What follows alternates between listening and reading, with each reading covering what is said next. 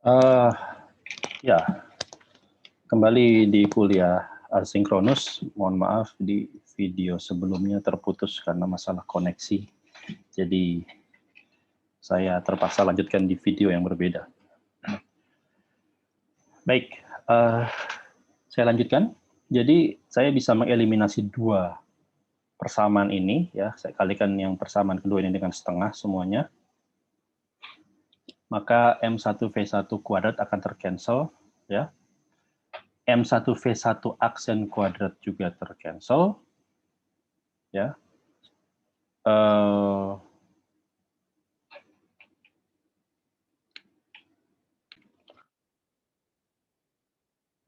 Mohon maaf, sebelum saya lanjutkan, saya ada kesalahan sedikit di sini. Saya harusnya memberikan kuadrat pada masing-masing suku pada masing-masing masa di sukunya, ya.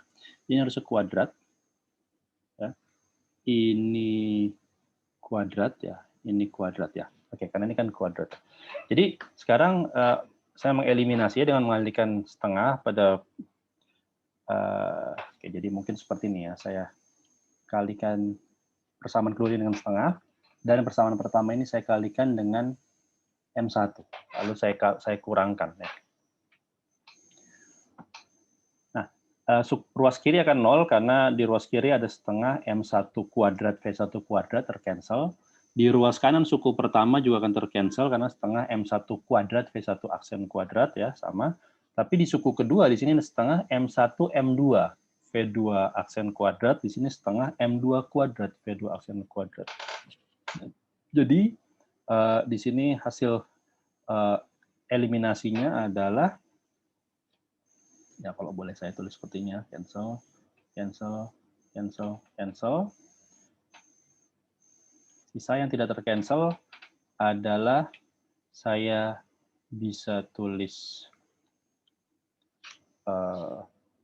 setengah M atau di bawah dikurang atas gitu, ya. Di bawah kurang atas saya punya M2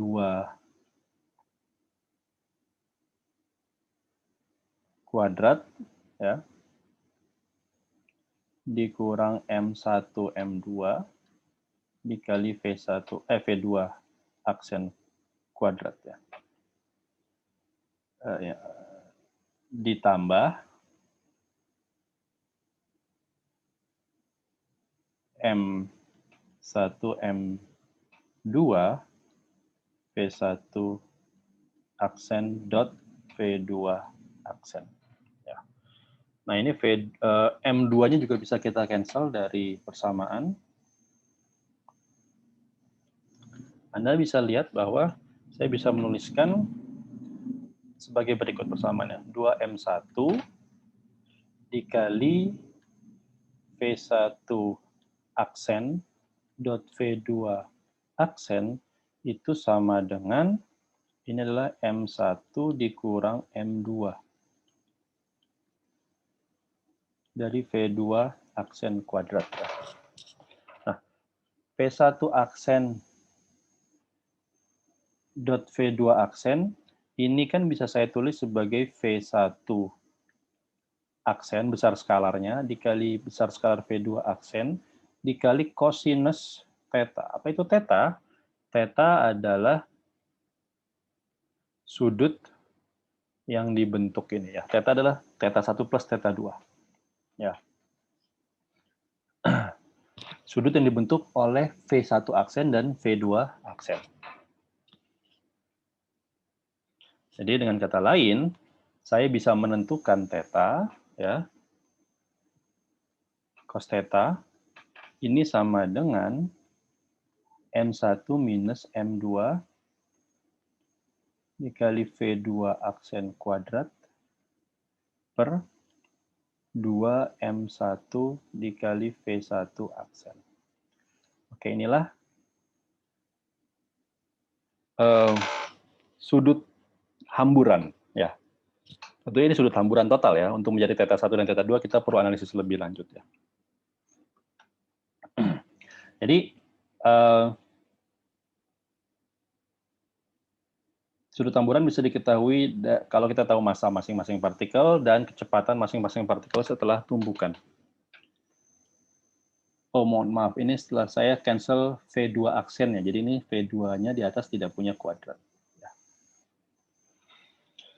Seperti ini ya. Nah, analisis yang kita lakukan ini sejauh ini kita kerjakan pada kerangka laboratorium ya. Di mana targetnya itu diam. Ya.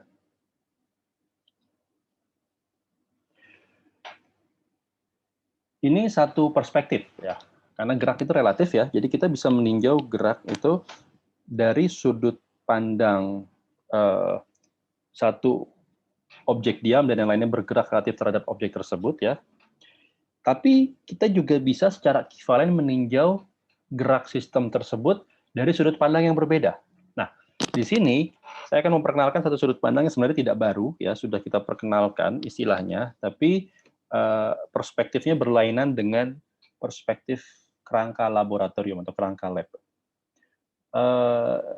Di sini saya akan memperkenalkan kerangka CM atau kerangka pusat massa. Ya. Jadi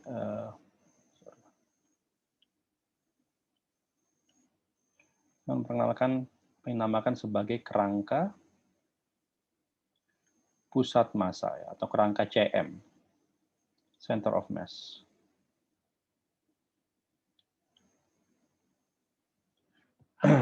Nah, pada kerangka CM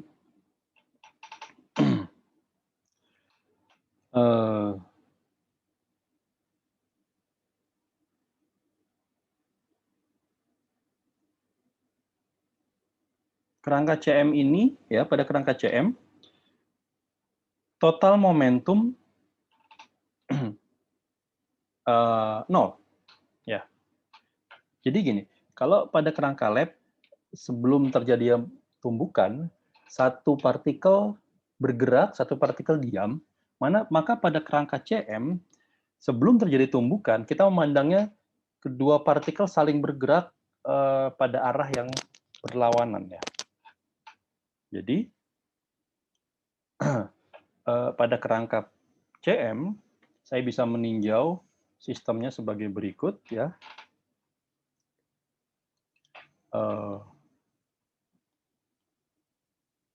Ya ini, mohon maaf. Saya membuat garis imajiner lagi ya.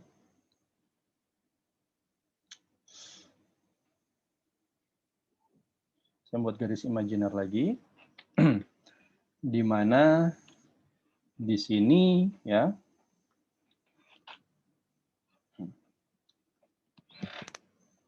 Di sini adalah M1. M1 bergerak dengan kecepatan, saya akan berikan nama kecepatannya, kecepatan U1. Ya. Ini bergerak dengan kecepatan U1.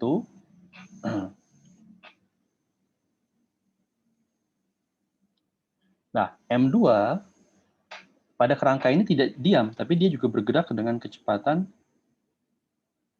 U2 pada arah yang berlawanan. Ya.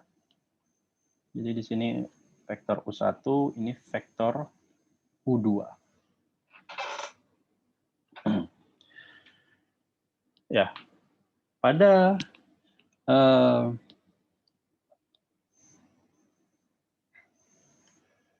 kerangka CM ini yang terjadi sebelum tumbukan. Jadi sebelum tumbukan, masing-masing partikel bergerak dengan kecepatan U1 dan U2. Ya. Tentunya arahnya saling berlawanan.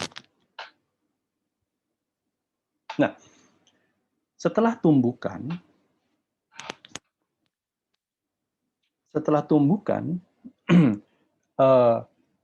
kita bisa bayangkan bahwa kedua partikel, misalnya tumbukan terjadi di titik sini ya.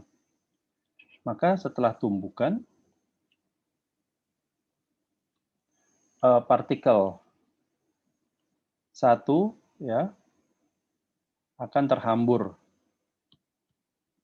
ke sana, ya kan? Dan partikel 2 akan terhambur ke sana. Sorry.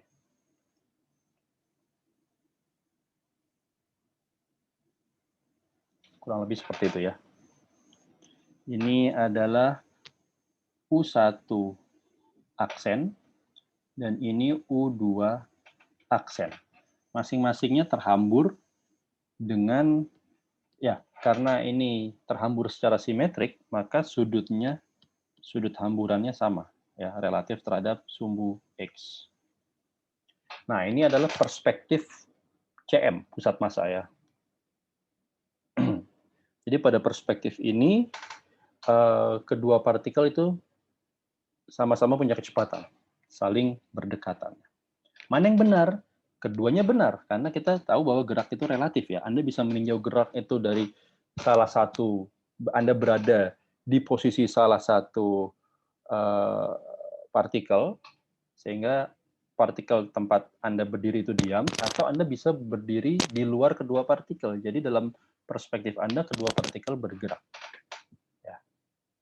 Ini analog seperti ketika misalnya Anda berada di atas kereta atau di mobil, ya, Anda melihat mobilnya bergerak, Anda melihat mobil lain yang bergerak menuju ke Anda. Ya, dalam perspektif Anda diam dan mobil yang bergerak tadi menuju ke Anda itu adalah objek yang bergerak. Ya. Anda menempatkan diri pada kerangka laboratorium di situ. Dengan kata lain, pengamatnya berada di salah satu partikel. Nah, secara ekivalen, saya juga bisa menaruh pengamatnya di luar kedua mobil ini, ya. Jadi dalam perspektif CM, saya melihat mobil Anda bergerak dan mobil lainnya juga bergerak, ya. Itu yang terjadi. Nah, jadi keduanya sama-sama legitimate.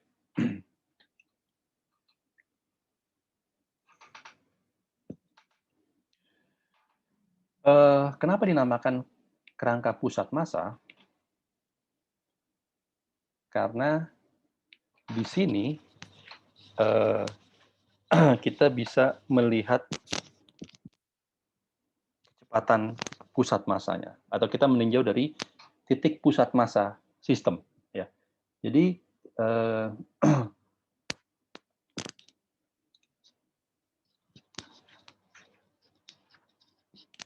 apa?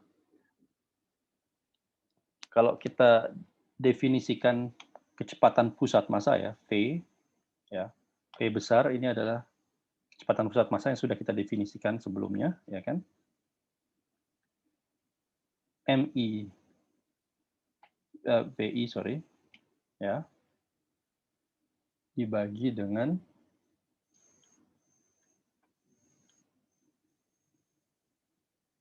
MI.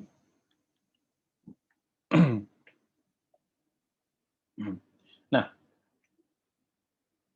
ini kalau kita tinjau, baik, kalau mungkin saya perlu review sedikit ke atas ya. Nah, di sini di kerangka lab ini ya, saya bisa mendefinisikan kecepatan pusat massa di kerangka lab. Ya, di kerangka lab kecepatan pusat massanya, ya, jadi saya definisikan V besar, ya. Tadi saya tulis yang tadi saya tulis ya.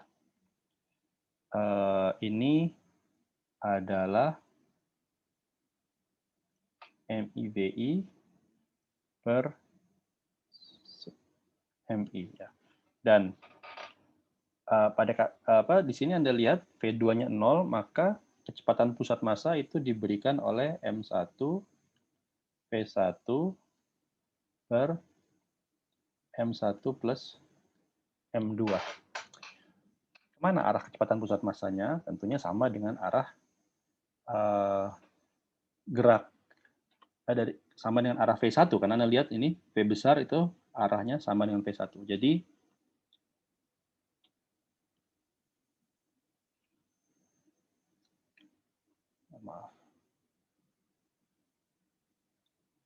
arah kecepatan pusat massanya seperti ini ya. Ya, ini V pusat massanya.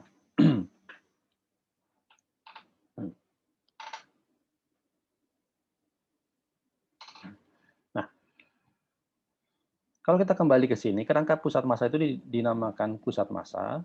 Alasannya, karena pada kerangka ini, kecepatan pusat massanya diam, atau nol. Ya. Jadi pada kerangka ini, ya, P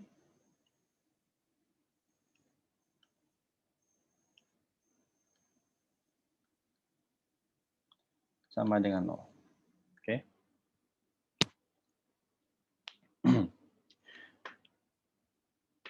Nah, dari kerangka ini kita lihat bahwa total linear momentumnya 0. Ya. Dalam arti P1 ini momentum M1 ya, plus P2 momentum M2 sebelum tumbukan ini 0. P1 aksen plus P2 aksen juga 0. Ya kan? Karena dia punya arah yang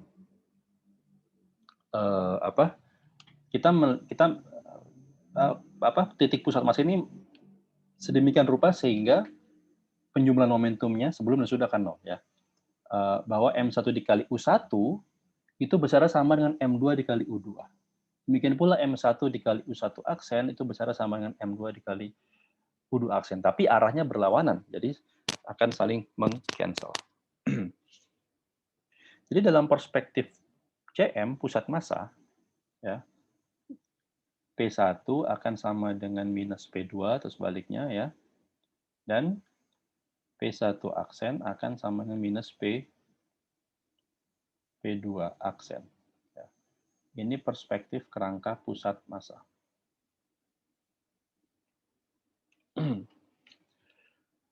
Dan kedua partikel tersebut akan terdefleksi dengan sudut yang sama, yaitu sudut besi. Ya. Kerangka ini punya advantage, punya keuntungan, sehingga kenapa diperkenalkan. Kita coba lihat nanti. Apa yang terjadi di sini? Yang terjadi sekarang, bagaimana dengan kecepatan? Bagaimana dengan energinya? Energi kinetiknya ya. Saya meninjau energi kinetiknya saja.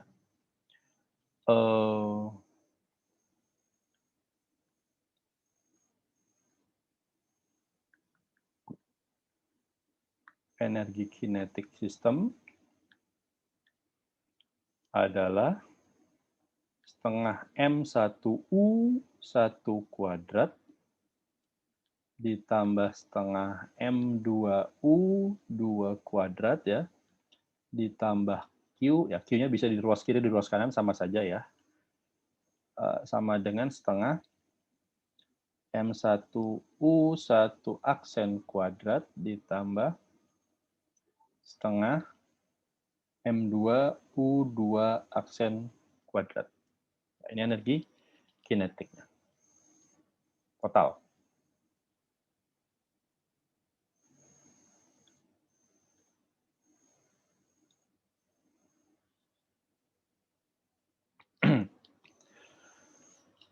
Nah, dari kondisi momentum ini tentunya kita bisa ambil kesimpulan bahwa besarnya sama ya. Jadi skalar P1 akan sama dengan skalar P2. Ya, saya namakan P saja ya. Dan skalar P1 aksen sama dengan skalar P2 aksen, ya ini saya namakan P aksen saja. Dari kondisi ini kita bisa lihat ya bahwa persamaan energi ini dapat saya tuliskan dalam bentuk momentum ya. Jadi ini adalah P kuadrat per 2M1 ya dari sini ditambah P kuadrat per 2M2 dari sini ya ditambah Q ini sama dengan P1 aksen kuadrat per 2M1 ditambah P2 aksen kuadrat per 2M2. Nah, kita lihat kita bisa sederhanakan atau kita bisa samakan penyebutnya, dan dengan mudah Anda bisa mengecek bahwa hasil ini terpenuhi atau kondisi ini terpenuhi.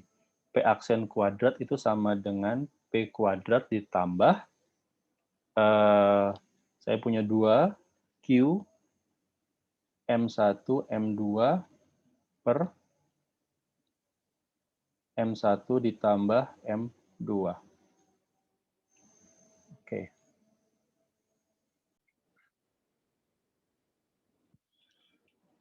Oke. Jadi ini adalah relasi antara momentum sebelum dan momentum setelah tumbukan pada kerangka pusat massa. Nah, kita bisa lihat jika tumbukannya elastik, ya. Jika tumbukan elastik, dalam arti bahwa Q-nya sama dengan 0,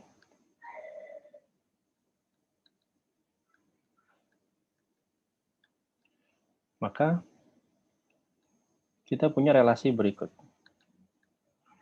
P aksen kuadrat sama dengan P kuadrat. Ya.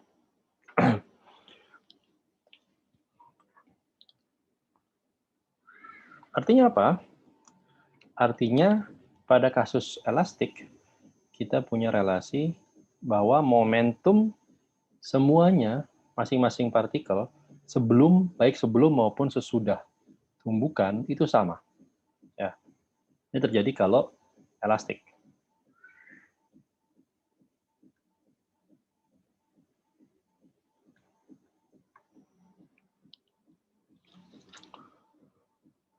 Oke, ya ini relasi yang kita peroleh pada kasus elastik di kerangka pusat massa. Nah, jadi ini kerangka ini adalah alat bantu kita, ya. Kerangka pusat massa, kerangka lab, ini adalah auxiliary tools kita, alat bantu kita untuk memahami, ya. Fisis dari fenomenanya itu tidak bergantung pada kerangka yang kita gunakan tentunya, ya. Besaran-besaran yang invarian atau besaran-besaran skalar tentunya tidak atau independen dari kerangka yang kita pilih, ya. Misalnya energi, ya. Kalau energinya, kalau misalnya kita menggunakan kerangka lab dan di situ kita lihat energinya kekal, maka kalau kita pindah ke kerangka CM pun energinya juga harus tetap kekal, ya. Tapi besaran-besaran yang vektorial, ya, bisa jadi berbeda, ya. Seperti tadi momentum, besar momentum massa 2 di kerangka lab dan kerangka CM ini bisa jadi berbeda. Jadi besaran-besaran yang skalar harusnya invarian, tidak berubah terhadap pemilihan kerangka. Nah, jika di kerangka lab, kalau tadi kita lihat di kerangka lab V2 ya, itu 0, ya. Artinya di kerangka lab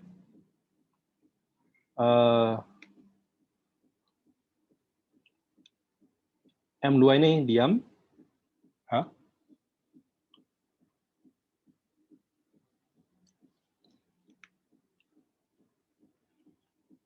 Sedangkan di kerangka CM, ya, kalau kita lihat di kerangka CM,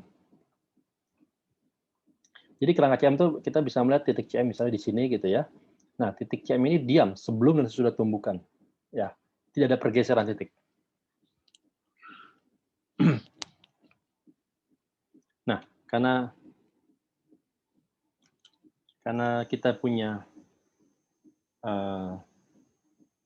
V2 sama dengan 0, ya, ini di lab, ya. Di lab, dan kita punya kerangka CM, kecepatan CM itu sama dengan 0 di CM. Maka dari dua kondisi ini kita bisa menarik hubungan, ya. Kalau kita lihat sini untuk lebih jelasnya, di kerangka CM M2 itu arahnya ke kiri sebesar U2, ya. Sedangkan di kerangka lab, M2 0, dan kecepatan pusat massanya bergerak ke kanan. Maka dari sini kita bisa menyimpulkan bahwa ada relasi antara U2 dan V. Ya, dari situ kita bisa lihat bahwa U2 besar kecepatan M2 di kerangka CM itu adalah minus dari V. V di sini tentunya V di lab. Ya. Karena V di CM 0 ya. V di lab tidak 0. Nah, itu besarnya harus sama dengan minus dari U2.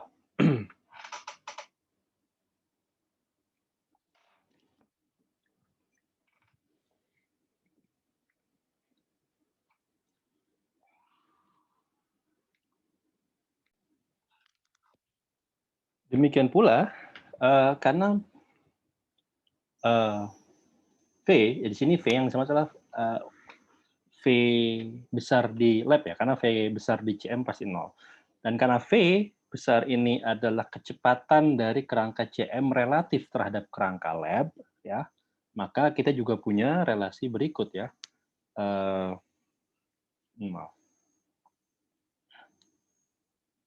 Relasi bahwa di sini U1 adalah V1 dikurang V di lab. Oke. Ini adalah relasi antara UI dengan VI ya. UI dengan VI.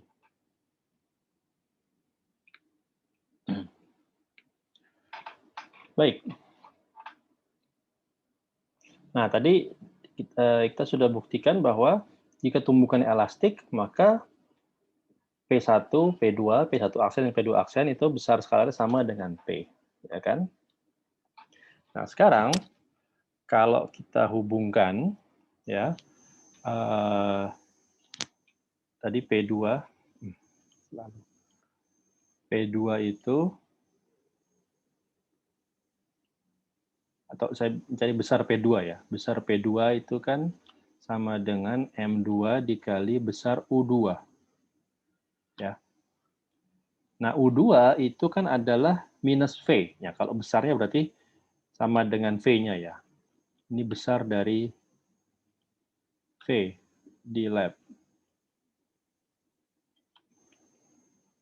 Gitu ya.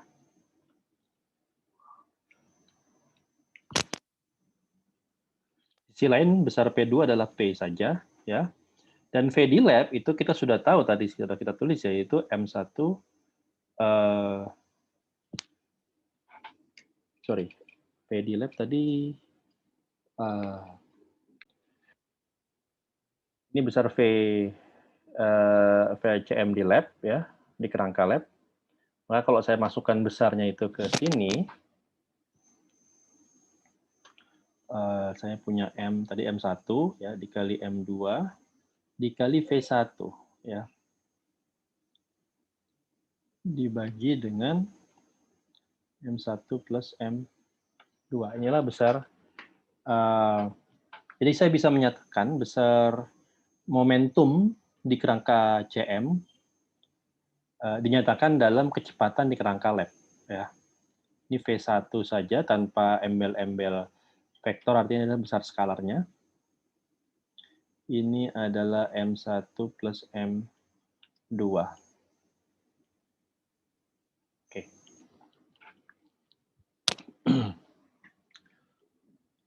Baik. Nah, kita lanjutkan. Tadi VCM di kerangka lab diberikan oleh ini ya, oleh M1 V1 per M1 plus M2. Kita akan melihat bahwa ada relasi antara kecepatan setelah tumbukan ya, bahwa ada relasi antara kecepatan setelah tumbukan di kerangka lab dengan kerangka CM ya.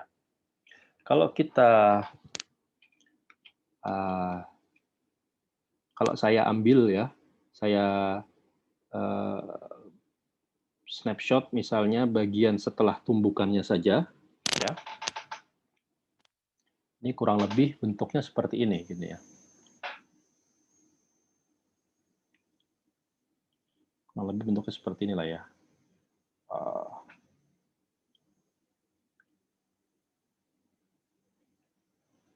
Itu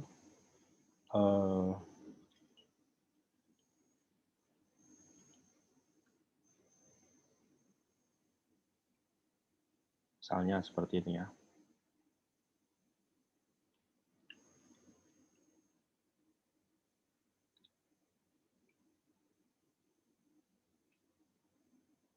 Misalnya seperti ini ya. Ini adalah V1 aksen, ini adalah V2 aksen ya. Ini adalah theta 1, ini theta 2 ya. Nah, garis lurus horizontal ini adalah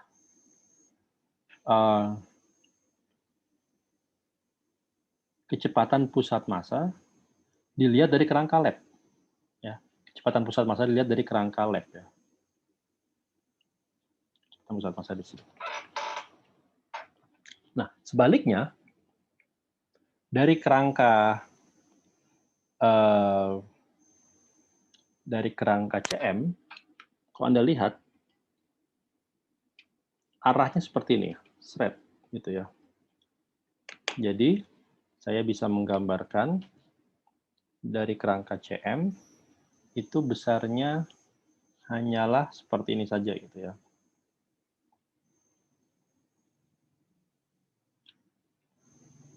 Ini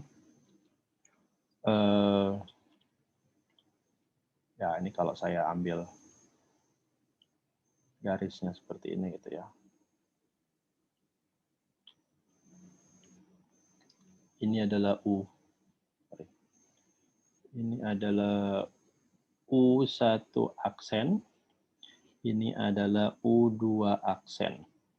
Nah, ini sudut hamburan di kerangka CM ya. Jadi ini di kerangka lab, ini di kerangka CM. Pada kasus ini kecepatan pusat massanya diam ya. Nah, kita lihat ada relasi antara keduanya ya. Antara keduanya itu kita bisa impose diagram ini, kita bisa impose satu sama lain.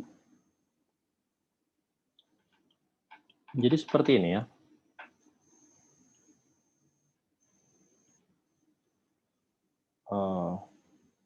Sorry.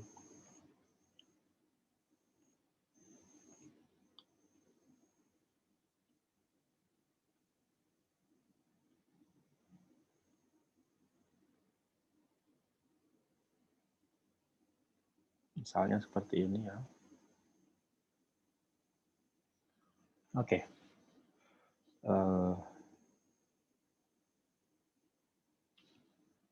Jadi ada semacam segitiga vektorial ya yang dipenuhi oleh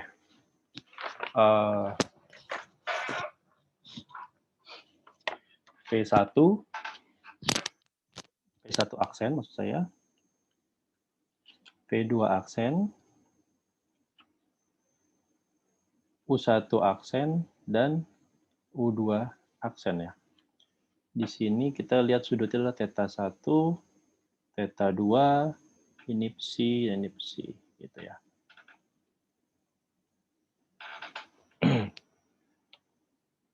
Dan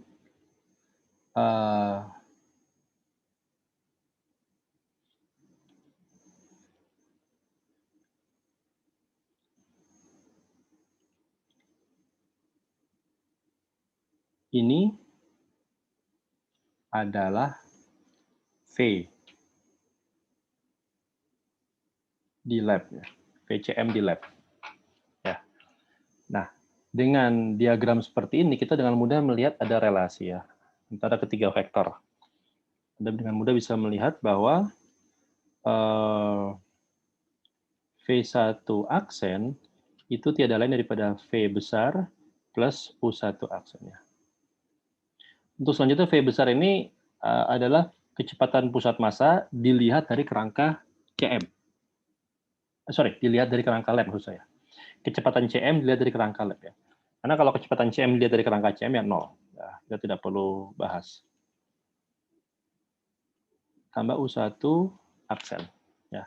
Demikian pula V2 ya, di sini V2 aksen adalah V besar ditambah U2 aksen. Oke. Nah, kalau kita bagi atau kalau kita tinjau per diagram yang di atas maupun di bawah garis horizontal ya, saya bisa bagi dua diagramnya menjadi sebagai berikut.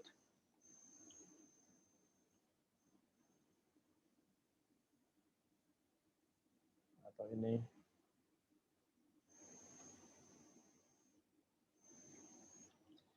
Ini ya.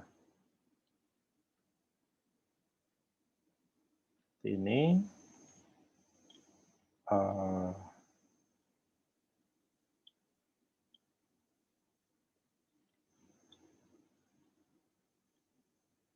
Oke. Plus ditambah ini ya. Ini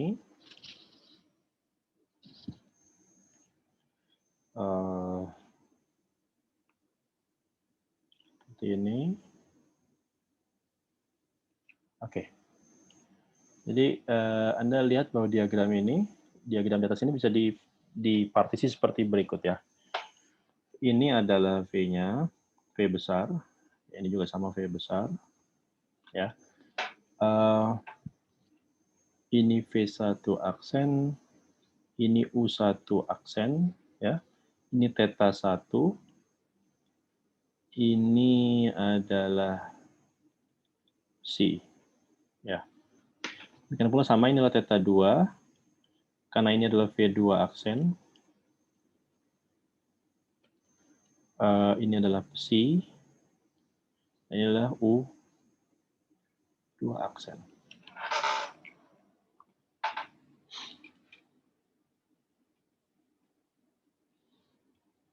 Nah, kita dapat dengan mudah melihat sudut ini diberikan oleh P minus psi, ya, dan sudut ini diberikan oleh ini P minus theta 2 minus psi. Ya. Nah, dari diagram pertama, kita lihat bahwa ada relasi komponen V1 aksen dan U1 aksen arah vertikal, ya, itu memenuhi ya, dari sini ya. Komponen arah vertikalnya memenuhi, ini besar skalarnya saja, V1 aksen dikali sin theta 1 sama dengan U1 aksen dikali sin psi. Ya, ini komponen arah vertikalnya. Arah horizontalnya adalah V besar skalar kecepatan pusat massa ditambah U1 aksen cos psi sama dengan V1 aksen cos theta 1. Oke, ini dua persamaan komponen vektor. Demikian pula untuk yang kasus V2 aksen dan U2 aksen ya.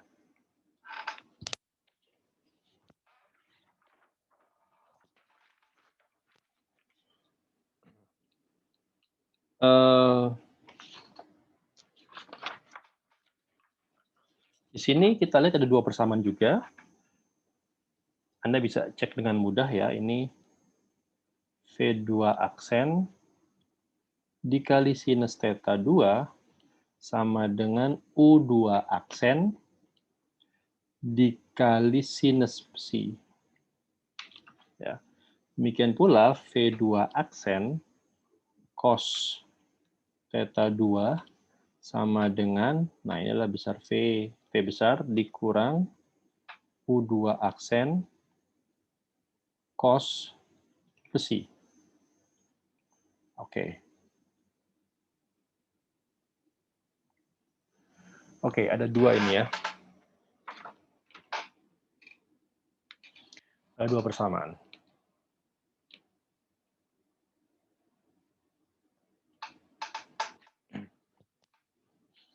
Nah, kita coba tinjau yang persamaan untuk objek satu dulu ya. Persamaan untuk objek satu. Ini persamaan untuk ini persamaan yang dipenuhi oleh M1. Ini yang dipenuhi oleh M2. Nah, untuk M1, ya dengan mudah Anda bisa lihat kalau saya bagi yang persamaan atas dengan persamaan bawah, saya dapat tangen ya. Tangen theta 1 ini sama dengan sin psi dibagi cos psi ditambah, ya ini Anda lihatlah V dibagi U1 aksen. Oke, semuanya skalar ya. Semuanya skalar.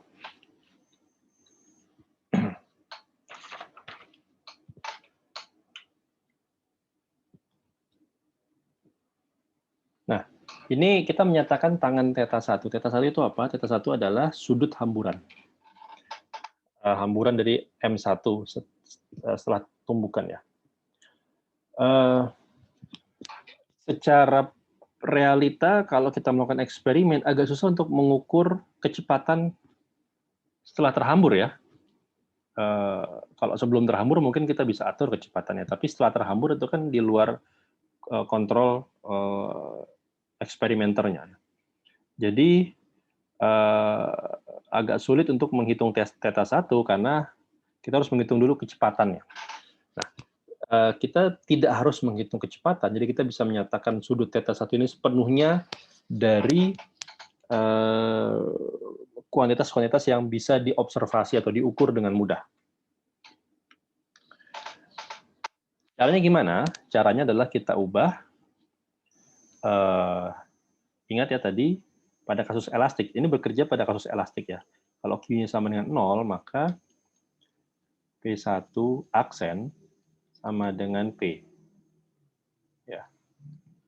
Dan maka dari sini, saya punya P1 aksen itu kan adalah M1 U1 aksen ya. P tadi sudah kita dapatkan ya. P itu relasinya ini ya. Jadi saya masukkan ini adalah M1 M2 V1 dibagi M1 tambah M2. Jadi dengan kata lain suku V besar dibagi U1 aksen itu adalah V besar tadi kan adalah M1 V1 per M1 plus M2 ya kan. Ini semua dibagi dengan U1 aksen, dilihat dari sini ya.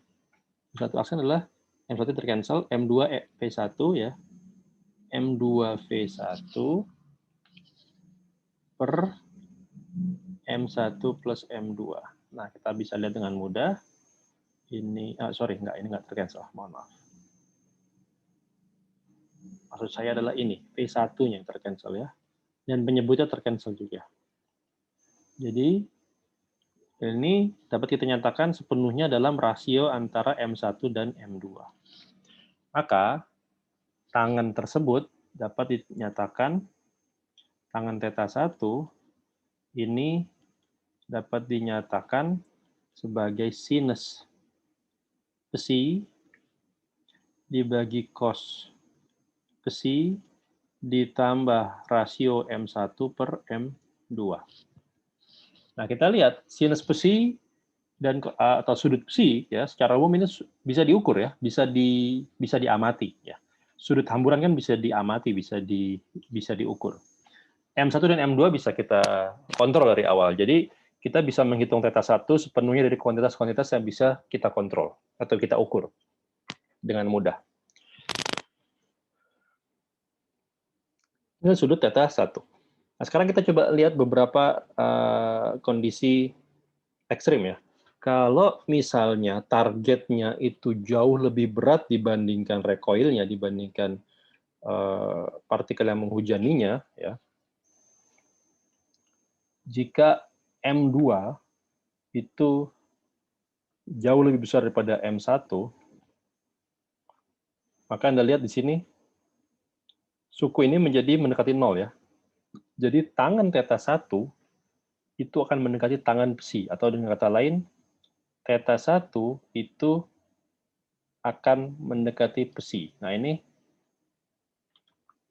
kondisi ketika M2 jauh lebih besar daripada M1. Ya. Jadi di sini kita lihat ketika M2-nya itu sangat masif ya, inersianya besar, maka sudut hamburan antara kerangka lab dengan kerangka pusat massa itu hampir sama. Ya. Nah, sebaliknya, jika M2 ini comparable ya dengan M1, jadi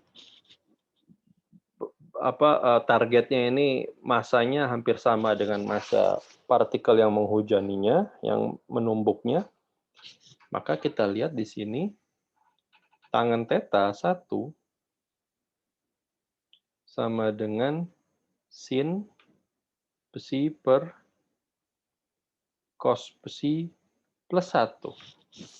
Ya, plus 1. Artinya apa? Artinya di sini Anda lihat relasi ini berarti sama dengan bahwa θ1 ini adalah besi per 2. θ1 adalah besi per 2.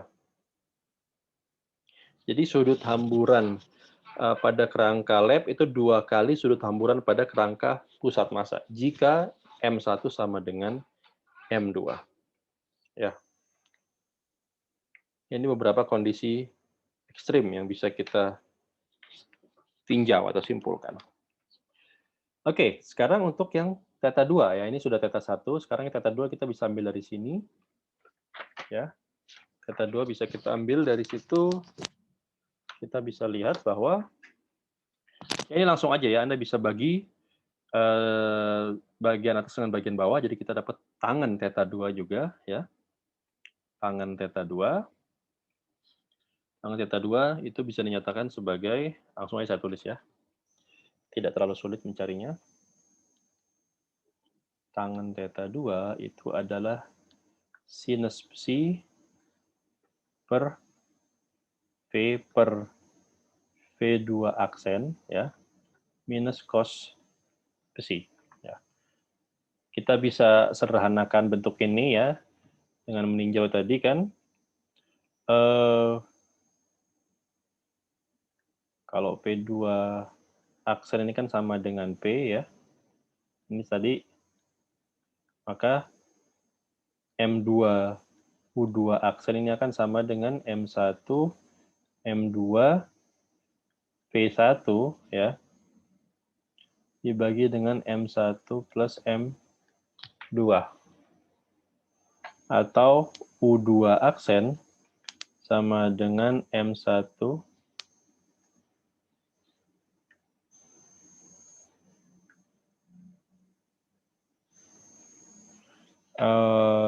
M1 dikali V1 per M1 plus M2. Dan Anda lihat dengan mudah bahwa U2 aksen besar skalarnya itu sama dengan kecepatan CM di kerangka lab. Ya. Maka kalau saya masukkan ke dalam rasio V per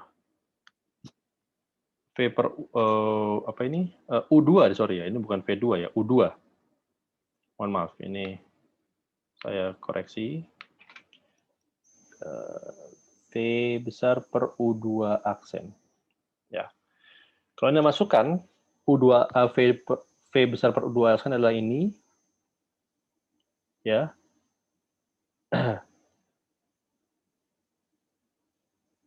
Dan itu sama dengan V besar, ya maka ini sama dengan 1 gitu ya. Maka tangen theta 2 ini sama dengan sin besi per 1 min cos besi. Ya. Dan ini bisa Anda lihat bahwa ini tiada lain daripada kotangen besi per 2. Ya. Atau kotangen itu bisa diubah dalam bentuk tangen dari pi per 2 min besi per 2. Artinya apa? Artinya saya bisa menarik relasi antara theta 2 dan besi, ya. Theta 2 itu sama dengan pi per 2 min besi per 2. Oke, jadi kalau tadi inilah relasi untuk theta 1, maka inilah relasi untuk theta 2. Baik, sejauh ini saya sudah membahas mengenai kinematika dari tumbukan, ya. Sekarang kita coba meninjau energinya.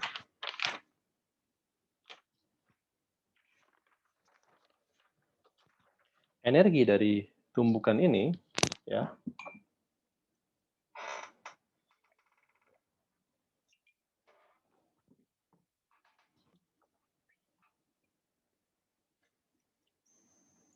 Oke, saya akan meninjau energinya di kerangka lab dulu ya.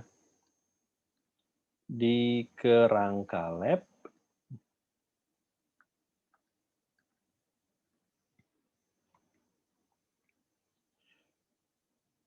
T energi kinetik total di kerangka lab ini hanyalah energi kinetik dari M1 saja. Dan energi kinetik total, ini sebelum tumbukan ya. Ini energi kinetik total setelah tumbukan di kerangka lab. Jadi T lab aksen. Ini adalah setengah M1 V1 aksen kuadrat ditambah setengah M2 V2 aksen kuadrat. Ya, ini bisa juga saya namakan sebagai T lab 1 aksen plus T lab 2 aksen. Ya.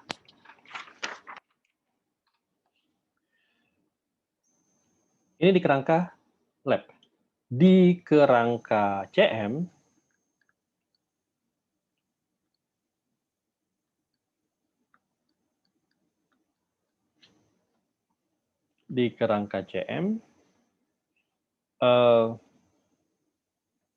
TCM sebelum tumbukan adalah setengah M 1 U1 kuadrat ditambah setengah M2 U2 kuadrat. Ya, ini bisa ditulis sebagai T. Saya namakan P1 gitu ya, ditambah T P2. Seperti itu ya. Atau mungkin biar konsisten dengan yang di atas ya, ini saya ganti dengan TCM1 dan TCM2. Ini TCM1, TCM2. Lalu setelah tumbukan, atau saya namakan TCM aksen, itu adalah setengah M1 U1 aksen kuadrat ditambah setengah M2 U2 aksen kuadrat. Dan ini saya namakan TCM1 aksen ditambah TCM2 aksen.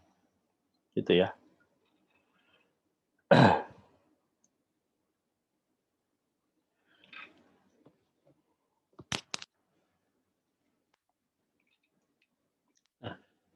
Kalau kita lihat TCM-nya yang bukan aksen ya, TCM itu kan tadi kita sudah punya U1 dan U2 ya, dinyatakan dalam V1 dan V2 ya kan. Mana tadi ya?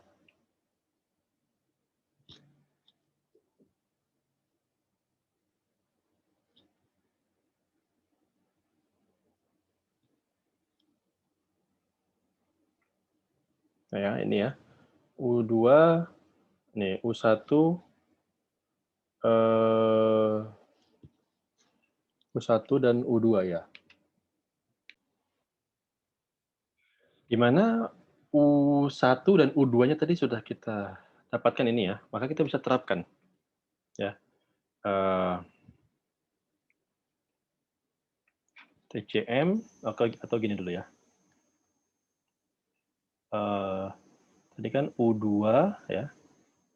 U2 besar skalarnya tentunya sama dengan V ya. Dan ini sama dengan M1 V1 per M1 plus M2. Mohon maaf. U1 ini sama dengan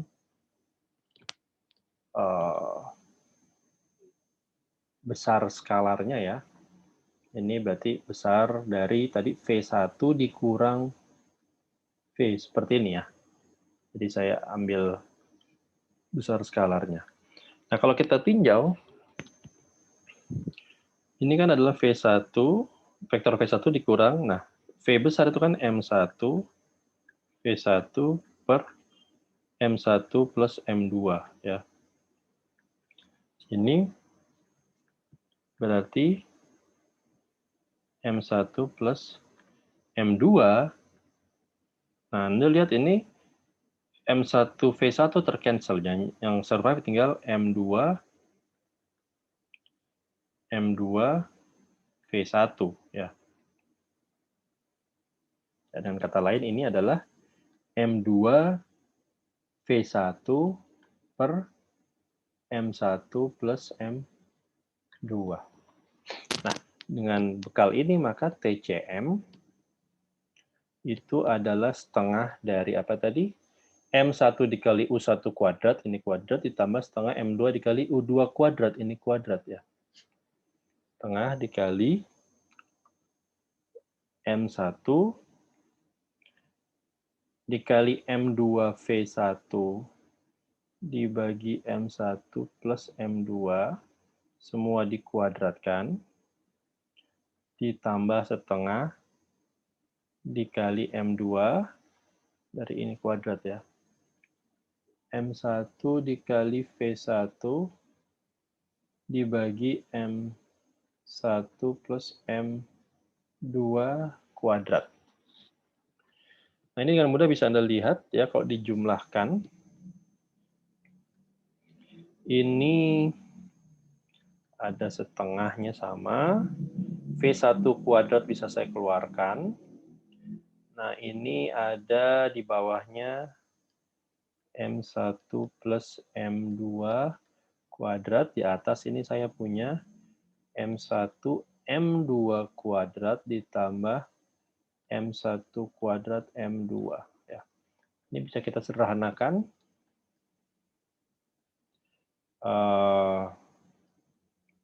M1 plus M2 kuadrat. Ini saya tarik M1 M2, maka sisanya menjadi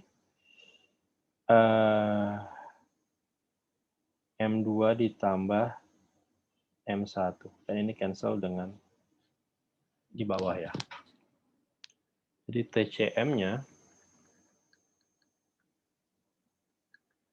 itu setengah V1 kuadrat ya, M1 M2 per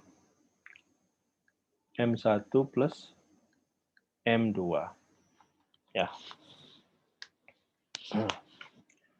Nah, sedangkan T-lab tadi kita lihat adalah setengah M1 V1 kuadrat ya.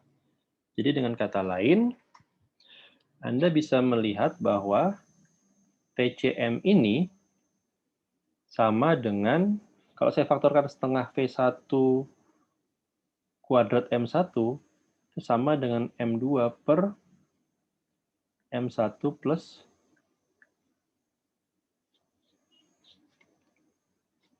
M2. dikalikan T-lab. Ya. Dan karena M itu selalu positif, ya, maka apapun nilai M1 dan M2, koefisien ini akan selalu lebih besar daripada 1. Selalu lebih kecil daripada 1 ya. Karena M1 plus M2 akan selalu lebih besar daripada M2 saja. Ya. Jadi di sini kita lihat bahwa TCM itu selalu lebih kecil dari T-lab. Ya.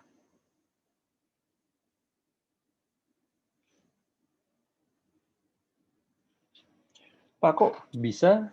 Bukannya katanya tadi energi adalah besaran yang invarian? Ya, ini adalah sebelum tumbukan, ya, tapi energi kinetik, energi totalnya itu tetap akan sama. Ya.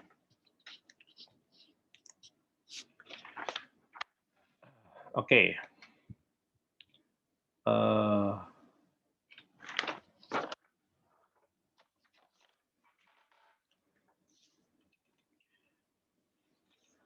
Sekarang kalau saya mau mencari TCM1 aksen. TCM1 aksen.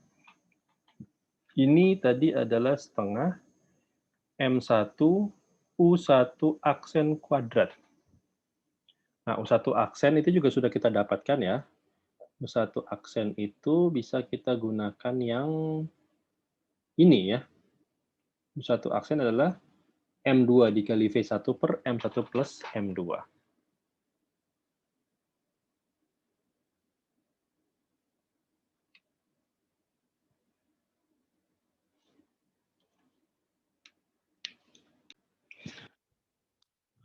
Nah, ini sendiri adalah, tadi kita sudah cari ya, langsung aja saya tulis ya. Setengah dikali M1. Nah, U1 itu kan adalah M2 V1. Maka U1 kuadrat adalah M2 kuadrat V1 kuadrat ya. Per M1 plus M2 dikuadratkan. Dan kalau kita bandingkan dengan T-lab, ya, T-lab yang sebelum tumbukan ya, nah ini tiada lain juga sama dengan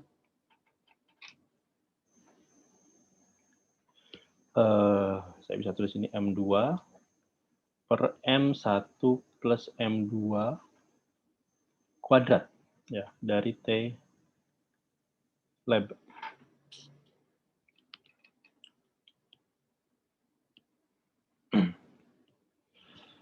Ini yang CM1 objek 1 setelah tumbukan di kerangka pusat massa. Sekarang kalau objek 2 setelah tumbukan di kerangka pusat massa dapat ditulis sebagai setengah M2 U2 aksen kuadrat ya.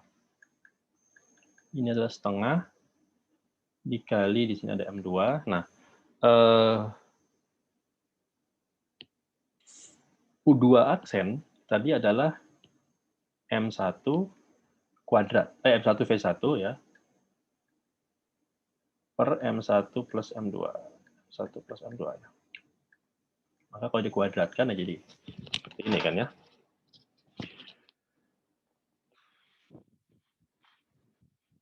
Nah, kalau kita tuliskan relatif terhadap T-lab, maka ini tidak lain daripada M1 M2 per M1 plus M2 kuadrat dari T-lab.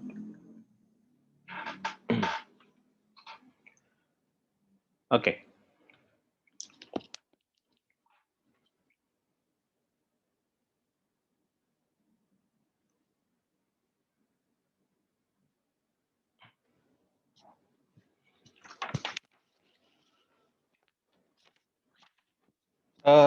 Mungkin untuk selanjutnya, ya, saya pikir yang lainnya ini bisa saya jadikan PR aja ya. Jadi mungkin saya bisa akhiri kuliah saya sampai sini ya. Jadi untuk selanjutnya, pertemuan selanjutnya yang juga kebetulan akan asinkronus lagi ya, itu adalah tentang gerak di kerangka non inersial ya. Nah, jadi di sini saya akhiri kuliah saya dan saya akan sisa penurunannya akan saya jadikan PR saja ya. Oke, jadi PR berarti bahwa kita sudah menyelesaikan pembahasan di materi ini ya. Saya minta tunjukkan bahwa ya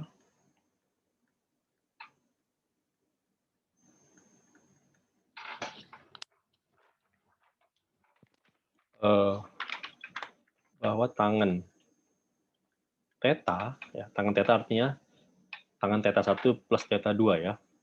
Ini bisa ditulis sebagai M1 plus M2 per M1 min M2 dikali kotangen Si per 2. Oh.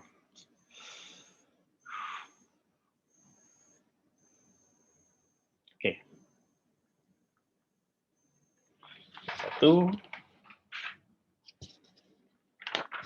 2. Tunjukkan bahwa, oke, di sini sekarang perbandingan antara sesama T-lab, tapi di sini saya tuliskan T-lab 1 ya, aksen. Per T-lab sebelum tumbukan ya.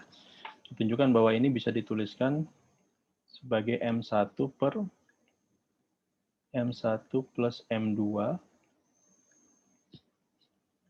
kuadrat ya, dikali cos theta 1 plus minus akar dari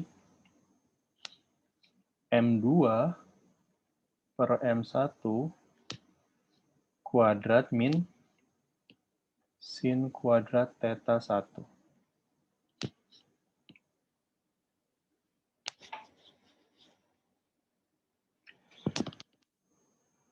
Yang ketiga, T-lab 2 aksen per T-lab. Ya, jadi ini rasio antara energi kinetik objek 2 setelah tumbukan dengan energi kinetik sebelum tumbukan. 4 M1 M2 per M1 plus M2 kuadrat ya, dikalikan cos kuadrat theta 2 ya. Oke, dan terakhir tunjukkan bahwa kalau Anda ingat di bab sebelumnya kita membahas mengenai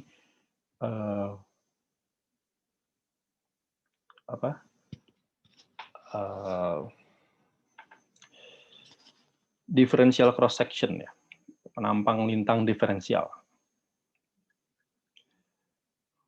Ini ya. Nah, tunjukkan bahwa penampang lintang diferensial di kerangka CM itu dapat dinyatakan sebagai penampang lintang diferensial di kerangka lab ya, dikalikan dengan sin psi per sin theta